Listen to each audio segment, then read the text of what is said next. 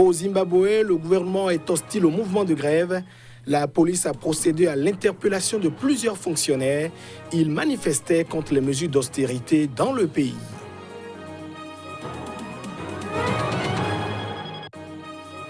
Pendant ce temps, en Algérie, les magistrats suspendent le mouvement de grève. Ils viennent d'obtenir un accord du gouvernement. Le débrayage paralyse les tribunaux depuis plusieurs jours.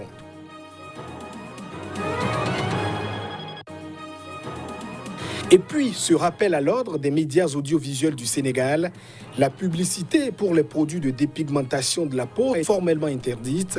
Les auteurs s'exposent aux sanctions.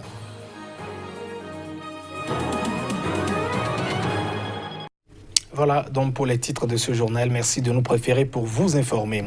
On ne manifeste pas impunément au Zimbabwe. La police a procédé à l'interpellation de plusieurs travailleurs du secteur public qui grognaient. Ils étaient dans les rues pour manifester contre les mesures d'austérité dans le pays. Une cinquantaine seulement de fonctionnaires zimbabwéens ont osé se rassembler mercredi dans la capitale Harare. L'objectif était d'exiger une revalorisation de leur salaire rongé par l'inflation galopante. La manifestation était sous l'étroite surveillance de nombreux policiers. Les manifestants avaient obtenu l'autorisation des autorités de marcher jusqu'au ministère des Finances et du Travail pour y déposer une pétition. Mais les importants effectifs de forces de l'ordre mobilisés par les autorités les en ont rapidement dissuadés. Imaginez que vous ne pouvez même pas payer les frais de scolarité de vos propres enfants dans l'institution dans laquelle vous enseignez. C'est un comble.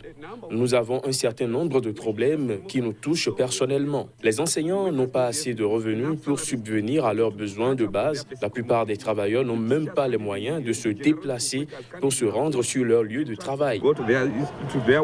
Les fonctionnaires exigent que le montant de leur salaire soit indexé sur la valeur du dollar américain afin de compenser les effets de l'hyperinflation et de la chute de la devise locale. Depuis sa mise en place fin 2017, le régime de Emmerson Mnangagwa a réprimé à plusieurs reprises des manifestations, notamment contre l'augmentation du coût de l'essence en janvier.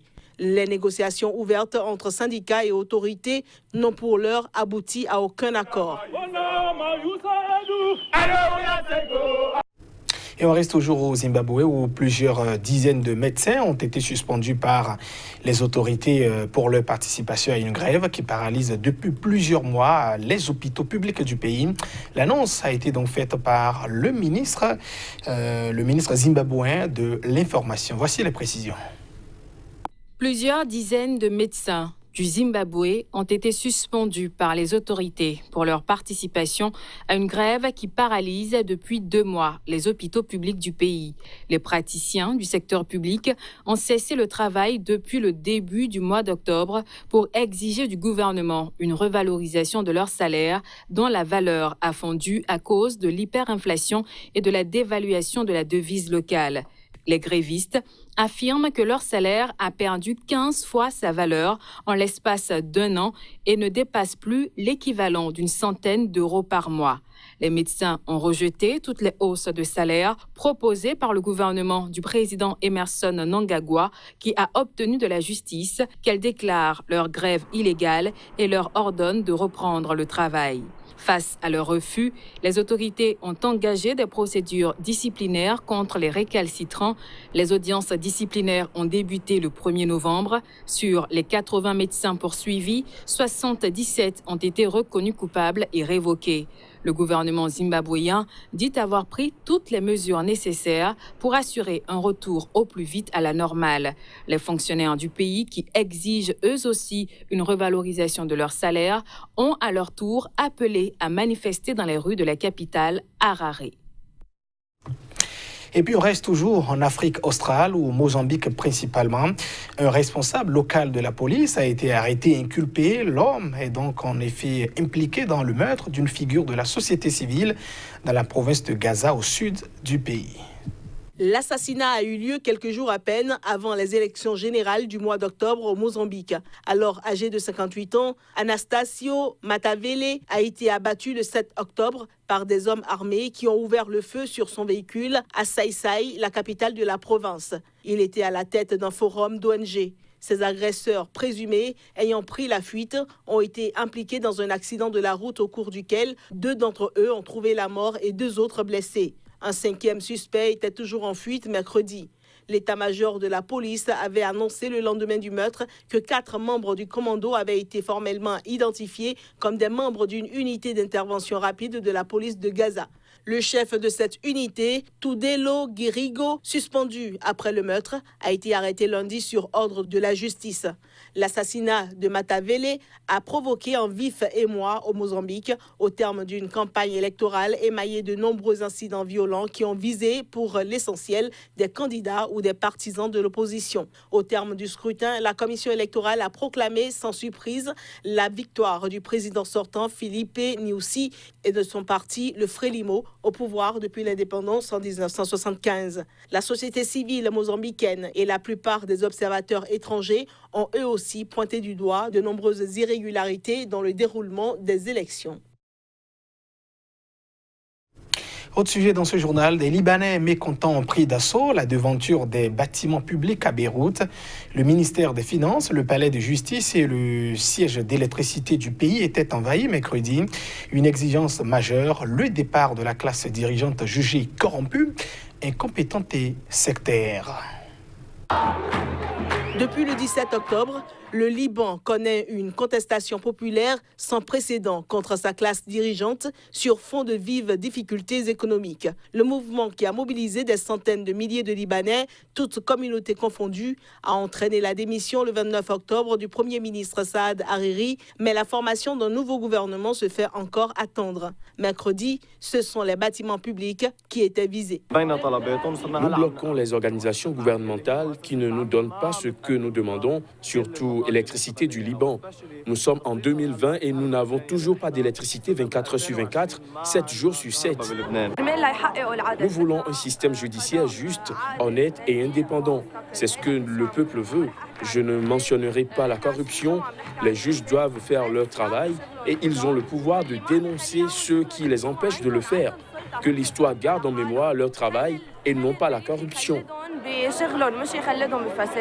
La Banque mondiale a appelé mercredi le Liban à former un nouveau gouvernement dans les plus brefs délais. Dans son communiqué, la Banque mondiale a mis en garde contre une récession plus grave encore en raison des pressions économiques et financières croissantes. L'institution prévoit déjà une croissance négative de 0,2% pour l'année en cours. De son côté, le chef de l'État a assuré que le prochain gouvernement inclurait des ministres compétents et à l'abri de tout soupçon de corruption. D'après la présidence, 17 dossiers de corruption feraient désormais l'objet d'enquêtes judiciaires.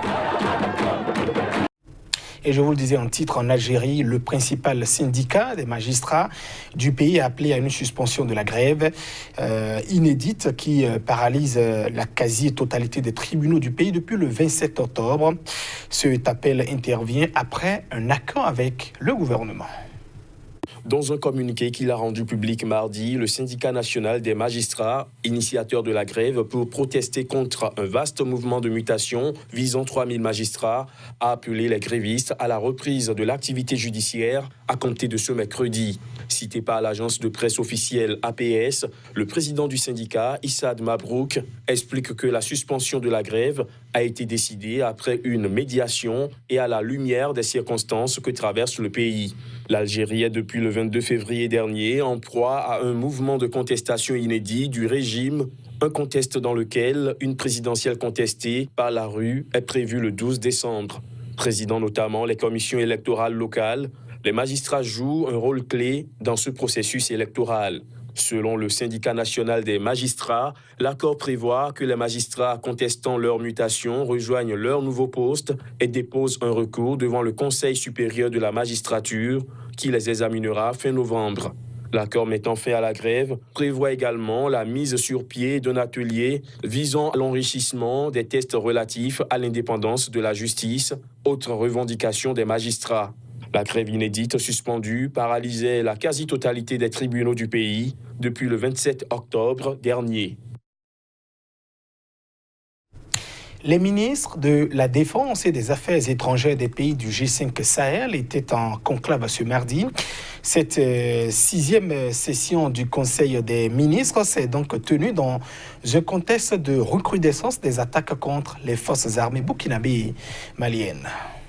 La sixième session ordinaire du Conseil des ministres du G5 Sahel se tient au moment où les États membres du G5 Sahel restent toujours confrontés à de nouveaux défis sécuritaires liés notamment à l'activité de groupes armés terroristes, à la criminalité transnationale organisée et au trafic de tout genre. Cette session a offert l'opportunité d'examiner l'état d'avancement des différents domaines de développement et de sécurité couverts par le G5 Sahel et de formuler les orientations nécessaires pour une meilleure appropriation des différents dossiers. Dans les semaines à venir, un redéploiement des bataillons sur les différents fuseaux va s'effectuer afin de rendre plus performante la force conjointe. Mais en attendant, les pays membres comptent multiplier les rencontres pour la recherche de nouveaux partenaires, les pays du G5 Sahel souhaitant traiter directement avec le monde arabe sans intermédiaire. La Chine monte en puissance. Les Turcs sont présents avec une contribution de 5 millions de dollars en équipement. Un sommet est prévu en Arabie Saoudite pour approfondir le contact avec le monde arabe, selon Maman Sambo Silikou, secrétaire permanent du G5 Sahel. Quant à la participation de la Russie, les discussions sont toujours en cours. Sur le plan militaire, le nouveau commandant a proposé une mise en commun des forces aériennes de tous les pays dans le cadre de la lutte contre le terrorisme. Un redéploiement du bataillon tchadien est à l'étude. Ce bataillon viendra renforcer le fuseau centre, c'est-à-dire la zone des 3 frontières, Mali, Niger et Burkina. Le Conseil a déjà accepté cette proposition.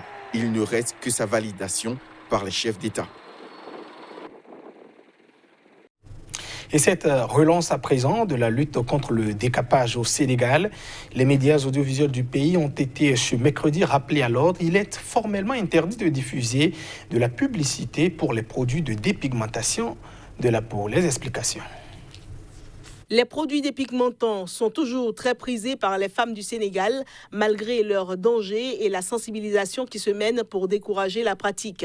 Les crèmes éclaircissantes pour la peau à base de corticoïdes et d'agents décapants très puissants continuent d'avoir un succès dans ce pays où de nombreuses femmes les utilisent malgré les mises en garde régulières des spécialistes de la santé. À Dakar notamment, des affiches vantant des produits décapants sont visibles sur de nombreuses artères. À la base du phénomène, des préjugés et complexes. De nombreuses femmes affirment recourir à ces produits parce que, selon elles, les hommes préfèrent celles qui ont la peau claire. Le Conseil national de régulation de l'audiovisuel, à travers un communiqué rappelant une loi sur la presse votée en 2017, a indiqué que la diffusion par les médias audiovisuels de messages publicitaires relatifs aux produits de dépigmentation est interdite par la loi. Ceci fait injonction de l'arrêt de la diffusion de tous les messages publicitaires relatifs aux produits de dépigmentation et invite les éditeurs qui n'ont pas encore signé des contrats de sponsoring ou autres à refuser toute offre de publicité relative à ces produits. Des spécialistes de la santé alertent régulièrement sur les risques de cancer de la peau, d'hypertension et de diabète avec l'utilisation de ces produits de dépigmentation. Et c'est la fin de ce journal. Merci de votre attention. Au revoir.